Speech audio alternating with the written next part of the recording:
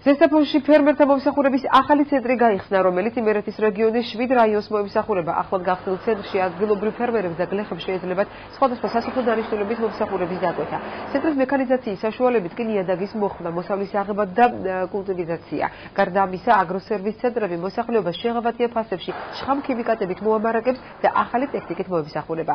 აქვე ფუნქციონირებს საინფორმაციო ცენტრიც, რომელიც ასევე ფერმერებს დაეხმარება. ზესტაფონის ფერმერთა მომსახურების ცენტრში 24 ადგილობრივია დასაქმებული, განთავსებულია 13 ერთეული ტრაქტორი, 2 კომბაინი და 28 მისაღმელი ტექნიკა. საქართველოს მასშტაბით სულ 12 ფერმერთა მომსახურების ცენტრი ფუნქციონირებს. ზესტაფონის ტექნიკური მომსახურების ცენტრს საქართველოს პრეზიდენტი ესტუმრა და ახალ ტექნიკასთან ერთად არსებული ლაბორატორიები დაათვალიერა. მიხეილ სააკაშვილი იმ ფერმერებსაც შეხვდა, რომლებიც აგროტურში იღებენ მონაწილეობას.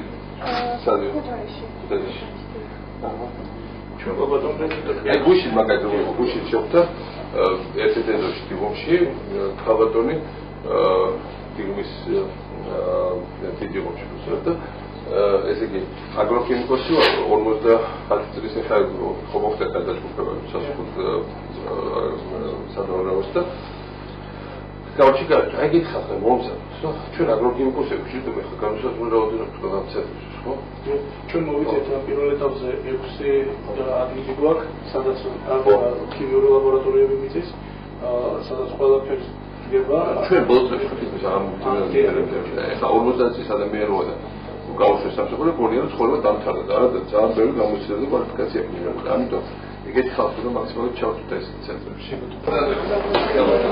პროცესი შემოყვეთ.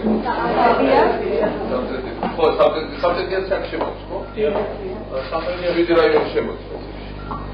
ამ ყველაფერს ამას დაათვალიერეს რამოდენიმე თანამედროვე ტექნოლოგიები, რომელიც შემოიარეს და ყველგან თურმოხდება მიწის ეს თანამედროვე ტექნოლოგიის გამოყენება როგორ გაიზრდება შემოსავლიანი. და მნიშვნელოვანია ყველა სოფლიო ხალხი რომ უბრალოდ აი ეს ცენტრი ხო თალკი აღსანიშნავს თუ არ მოსახურო ხალხს თუ არ მოგცეს საშუალება რომ აქ ეს დაჟურება რომელიც გვაქვს გასულოს შეგიდე აი ყველა რეალურად ორჯერ სამჯერ შეიძლება მოსავლის გასდა მინიმალურად განახარჯოს თუმცა ხალხს უნდა ახალი მეთოდები გავაცნოთ ძალიან ბევრი ხალხს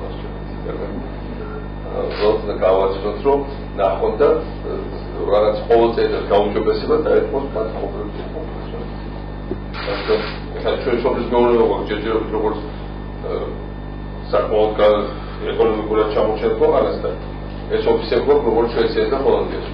ამიტომ ერთმანეთს ვერ დავაახლოვოთ ეს პროფესიონალურმა ამოქაჩოთ იმიტომ რომ შემოსავლები ბატო ოჯახს გევაჭრა შემოსავლები გამიჩნდეს. რაც პროდავსალდება ეს სანდობით რომ გაიარ ყველა.